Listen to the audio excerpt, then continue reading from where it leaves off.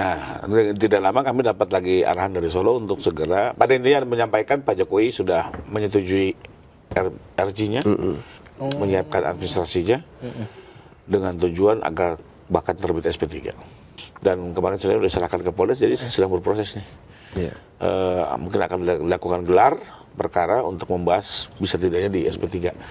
Kalau kami sih lihat secara hukum bisa ya, karena nggak ada ketentuan yang melarang itu. Iya, Bang. Kita lanjut nih. Balik lagi ke soal ijazah Jokowi dan restoratif justice-nya gitu. Iya. Tadi ceritanya seru juga ya, Bang, Iya. Arif, ya, soal pertemuan Bang Rismon bawa kain ulos sampai bawa makanan juga ya, Bang. Bang, kalau dengan pertemuan itu berarti apakah akhirnya akan damai atau proses hukum tetap dilanjutin sih, Bang, kalau Oke, jadi setelah ada pertemuan, hari berikutnya datang ke rumah ke kantor Pak Gibran ya, Pak Wapres, juga melakukan yang lebih kurang sama, tapi mungkin waktu itu nggak bawa barang seserahan lah ya, malah pulangnya bawa parcel kalau nggak salah. Hampers ya. hampers gede. Nah, tidak lama kami dapat lagi arahan dari Solo untuk segera, pada intinya menyampaikan Pak Jokowi sudah menyetujui RG-nya, dan meminta kami segera memproses ke Polda, menyiapkan administrasinya, dengan tujuan agar bahkan terbit SP3. Hari Sabtu kemarin kami udah bereskan semua, karena Bang Rismon mau pulang ke Belige katanya, jadi hari Minggunya mau pulang kalau salah. Jadi kami hari Sabtu bereskan semua perjanjiannya, semua administrasi udah kita bereskan, dan kemarin saya udah serahkan ke Polres, jadi sedang berproses nih. Mungkin akan dilakukan gelar perkara untuk membahas bisa tidaknya di SP3. Kalau kami sih lihat secara hukum bisa ya, karena nggak ada ketentuan yang melarang itu. Iya, Bang. Khusus untuk Rismon ya. Lagi-lagi mengenai ancaman di atas 5 tahun itu hanya berlaku di KUHP baru.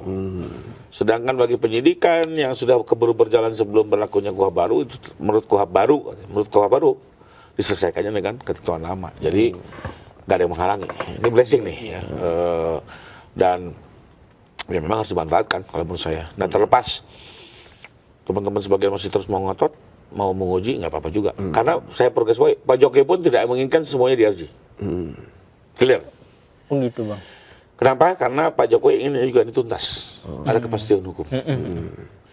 Kami juga coba membayangkan gini, kalau semua di RG, karena terjadi juga perdebatan internal. Kalau semua di RG, lo gimana? 5 tahun lagi ada orang lain, kelompok politik lain, menekan lagi isu yang sama, ini diangkat lagi, ribut lagi, UGM digenyeng-genyeng lagi, KPU digenyeng-genyeng lagi. Tiba-tiba minta RG lagi ya, Bang. Mau sampai kapan? Iya, nggak bisa habis, Bang ya. Saya sampai bilang, mumpung hari ini saksi-saksi teman Pak Jokowi masih pada hidup semua, masih bisa bersaksi, memberikan keterangan di bawah sumpah. Beberapa dosen-dosen muda yang zaman dulu muda sekarang masih pada ada. Dokumen juga sudah terkumpul semua, administrasi perkuliahan. Ya udah sekarang aja diuji dengan segala yang ada. Karena kalau 5 tahun lagi tentunya juga lebih sedikit nanti pembuktiannya gitu kan. Bawa aja ke sidang, ya apalagi kan kalau Pak Jokowi kan nggak ada niat kok mau menjalin orang tua apa, tapi biar teruji aja. Apalagi Pak Jokowi kan sempat tuh ngomong, kalaupun nanti di sidang terbukti, saya akan bilang sama hakim agar dihukum seringan-ringannya. Karena saya bukan itu yang saya cari. Saya ingin tuntas, cukup begah saya dengan isu ini. Beliau 5 kali digugat, 2 kali laporan ke polisi loh soal isu ijazah. Iya, Berarti clear, Bang, bahwa Pak Jokowi memang perkara ini sampai di meja sidang ya, dan diketok hakim bahwa itu asli atau palsu gitu ya. Betul. Itu clear tuh, Bang ya. Clear, kalau nggak rugi dia. Iya. Udah terkumpul sekarang berapa? 700 bukti. Itu kan ngumpulinnya aja, waduh. Pak Dekan tuh sempat bilang sampai kayak arkeolog. Bercandanya gini Pak Dekan. Pak Dekannya sekarang mungkin 50 something ya. Dia bilang, ini waktu zaman kejadian ijazah diterbitin, saya masih SMP. Iyalah, 40 years ago. Iya. 40 tahun yang lalu saya masih SMP. Saya suruh tanggung jawab ngumpulin data yang terjadi 40 tahun yang lalu. Barangnya di mana pun saya harus cari-cari. Dia bilang sampai Sabtu Minggu harus di kampus bersama beberapa staf lain untuk buka gudang, Pak. Untungnya jumlah mahasiswa kehutanan nggak begitu banyak. Jadi ketemulah dokumen-dokumen sekalipun yang memang mungkin tidak lengkap. Bapak murni semua gitu ya. Ya nggak mungkin juga lah, pasti ada beberapa serpih yang mungkin nggak terekod dengan baik ya. Ya kayak pengumpulan tugas kan semua juga nggak mungkin. Emang pengumpulan tugas dulu, tugas akhir waktu SMA masih terkumpul di sekolahnya kan enggak, nilainya mungkin ada kan gitu kan. Iya. Ada yang jadi bungkus gorengan kan, Bang. Aku punya begitu kan dikumpulin semua gitu. Dan sekarang sudah tersaji. Ya tinggal kembali lagi nanti hakim lebih yakin yang mana. Ya, apa yang disajikan oleh kubu kami atau kubu mereka. Berarti bisa disimpulkan loh Bang, kalau kita lihat dari perkara yang berjalan kan masih ada beberapa yang masih belum mengajukan RJ atau memang nggak mungkin. Artinya memang ini bakal atau sisa 2 atau mungkin 1 ya yang tadi Abang bilang gitu. Bakal lanjut ke meja sidang nih. Bakal lanjut. Berarti, Jadi karena kan kembali lagi sebenarnya kan saya juga di beberapa kesempatan menyampaikan ini di bulan yang baik ini mari kita sama-sama kontemplasi lah. Dari perjalanan setahun ini tuh sebenarnya hati kecil kita lebih cenderung kemana sih? Yakin palsu tuh yakin asli. Iya. Lupakan dulu kepentingan politik, isu benci, dendam. Betul-betul hati kecil bicara. Kalau Anda yakin ini palsu, jalan terus. Tapi siap dengan segala risikonya. Jangan playing victim, jangan cengeng, jangan nyalain orang-orang ya. Jangan nyalain hakim, jangan nyalain jaksa gitu kan. Ya kan ini negara hukum gitu kan. Tapi kalau Anda ini yakin ragu-ragu udah cenderung asli ya sekarang mau ada RJ kenapa nggak dimanfaatin? Karena lagi-lagi loh, Pak Jokowi juga nggak menginginkan menjarin orang.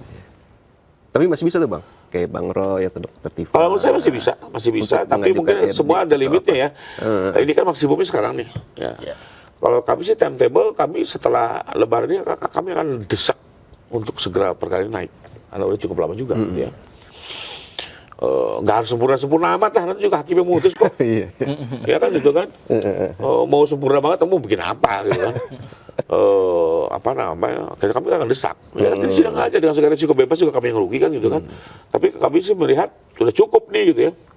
Ahli-ahlinya udah cukup memadai gitu ya. Tapi kan kami menghormati lah proses pra penuntutan antara jaksa dan polisi. Biarkan mereka, kan jaksa yang bersidang nantinya.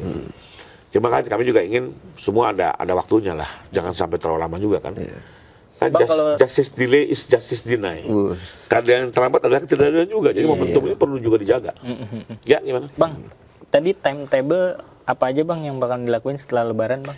Ya kalau kami setelah Lebaran kami akan lebih concern lagi untuk mendorong perkara ini selesai, bisa disiapkan atau dinyatakan mungkin P21 oleh jaksa, gitu ya. Kita akan desak apa persoalannya, kalau misalnya ada kendala di mana.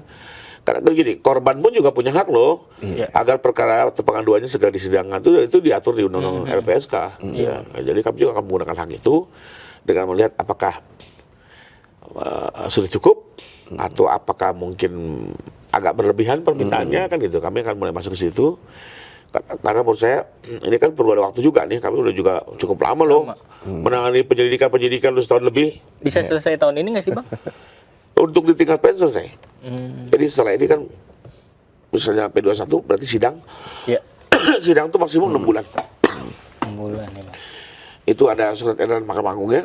Setelah itu bisa banding kasasi. Tapi yang akan ramai kan nanti sidangnya. Jadi kalau ini mulai misalnya bulan April, Mei, Juni, Agustus, Oktober selesai. Setelah itu masih bisa banding kasasi.